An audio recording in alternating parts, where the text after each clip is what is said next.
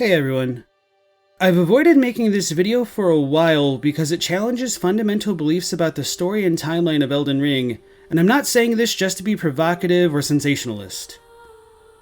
One of the biggest hurdles in sharing this theory is that it relies on recontextualizing the Japanese version of Elden Ring, and there aren't many people who can fact check me, so most have to just take me at my word, which is less than ideal. Even then, discussing the lore of the Japanese version of Elden Ring is fundamentally no different than discussing the lore of the English version of the game, in that two people can come to wildly different conclusions about the same piece of text.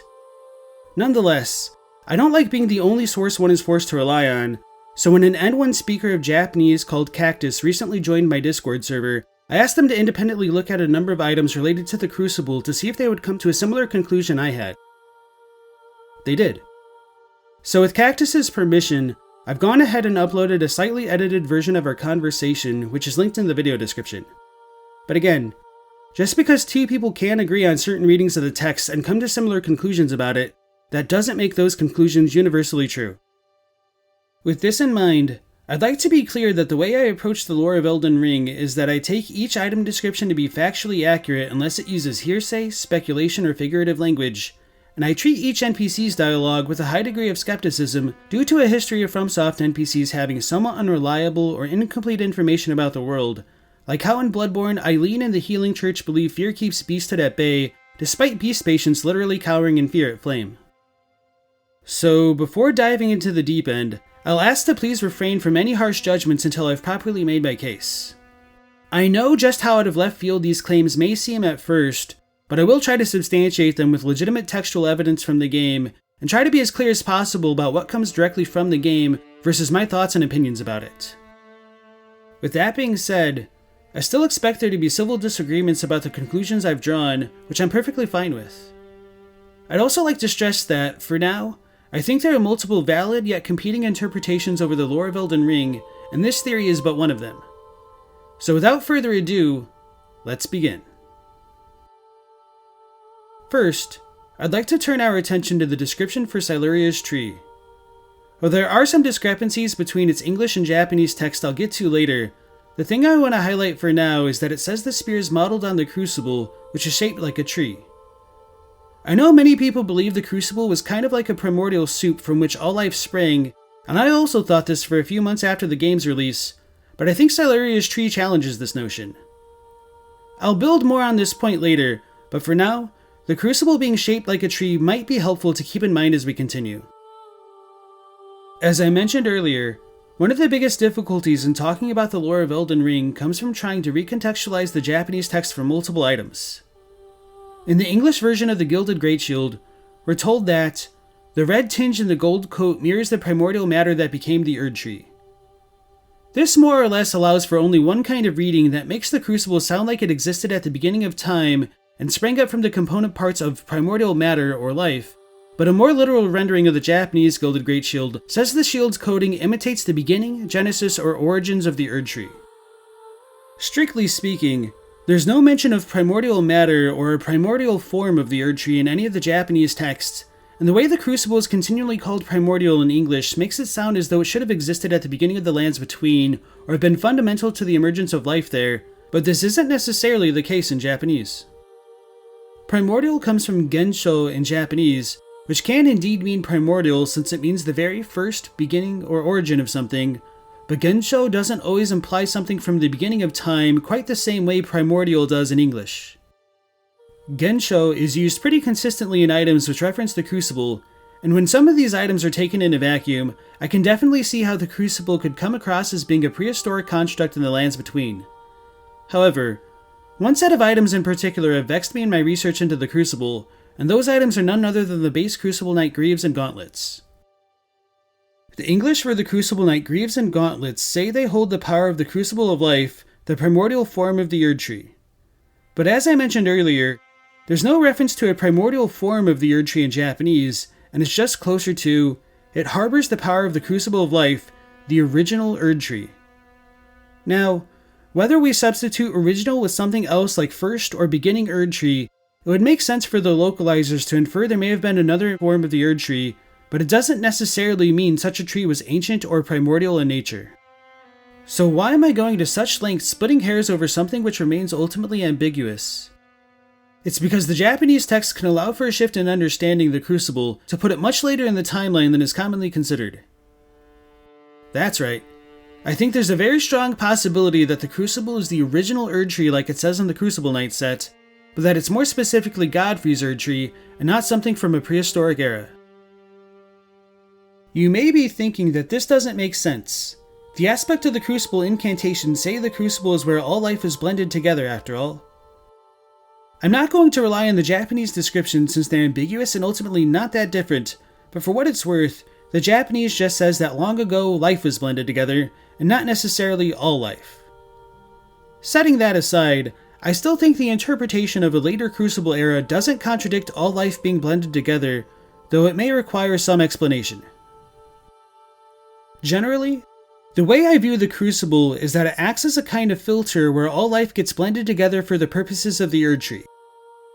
If we look at the roots of the Erdtree in places like the catacombs, we see the bodies of the dead all cobbled together covered in sap as though they're being absorbed into the Erdtree. In a sense, the Erdtree can be seen as accepting all manner of life and blending it together to produce sap, which is synonymous with the tears of the Erdtree in Japanese, and from these tears we can obtain blessings from the Erdtree which contain primordial life energy according to the Crimson, Cerulean, and Viridian Amber medallions, which were especially prized in Godfrey's time.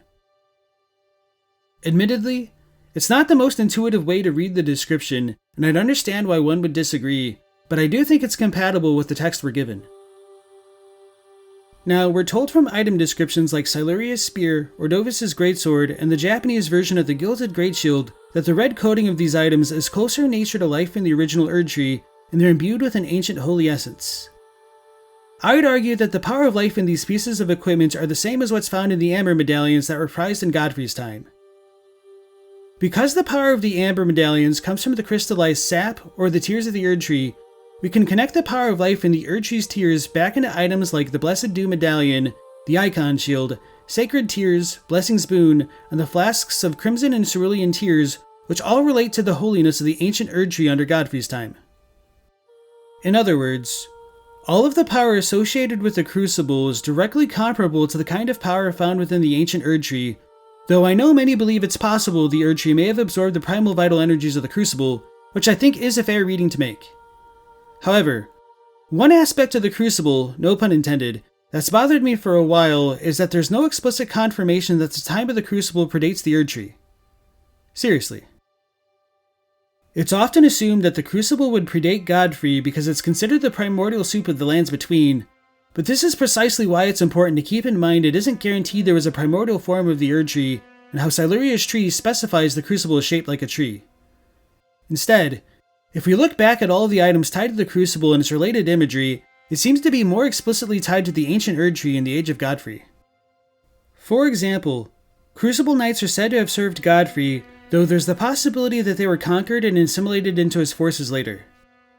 Beyond that, all of the aspects of the Crucible incantations utilize the ancient Erdtree sigil, and the red-tinted hue of the Crucible Knight's equipment is shared with the Gilded Greatshield, which Godric's forces use in memory of Godfrey's bygone era. I mentioned this in my video about the Grace of Old, and I'd also like to be clear here that this is heavy speculation and should be treated with a fair amount of skepticism, but there's also the distinct possibility that there could have been a typo in the Japanese description for Ordovis's Greatsword, and the singular reference to the red tint of primordial gold could have been meant to say that the original Erdtree was tinged with red. I don't want to spend too much time on this claim, but the long and short of it is that primordial gold as Gensho no Ogon only appears in Ordovis's Greatsword's description, and is only one character away from being Gensho no Ogonju, meaning the original golden tree. With the gold tree being the Japanese name for the Erdtree, I think there's a strong possibility the Greatsword was meant to say the Erdtree was closer to life and tinged with red. If this is all correct, that the Crucible is the Erdtree, what exactly does this mean? The way I look at it, during the Age of Godfrey, the Erdtree functioned by taking in the corpses and souls of the dead, where their vital primal energies would become blended together to produce the Erdtree's tears, sap, and blessings which can still be used today. Though the item descriptions were technically cut with the Day 1 patch, the Japanese versions of the Lowlanders rune and the Lands Between rune say, Grace was brought to the fringes and the lowlands, along with the Order of the Erdtree's history of conquest.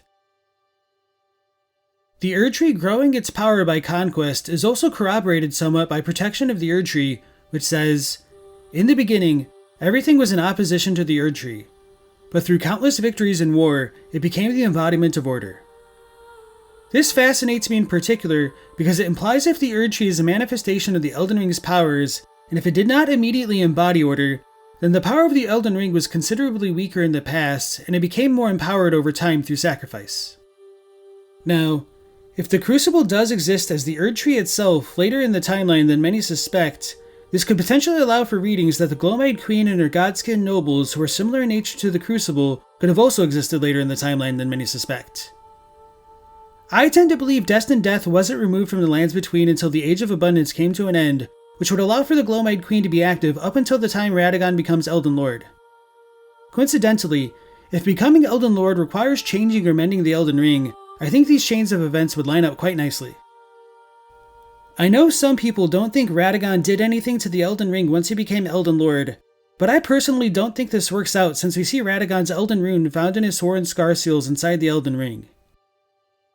So to give a brief rundown of what I think the timeline looks like until the DLC spoils this video, I think the Rune of Death is in the Elden Ring during Godfrey's Age of the Crucible, and because death is in the Lands Between, the Erdtree is like all life and is fleeting and mortal. Marika freaks out that her epoch of life is coming to an end and declares her intent to study the Golden Order to increase the bounty of the Erdtree's blessings, and uses Radagon to study Rayulacarian sorcery to truly understand the Order and alter it with the laws of causality and regression to make the Erdtree become perfect and eternal.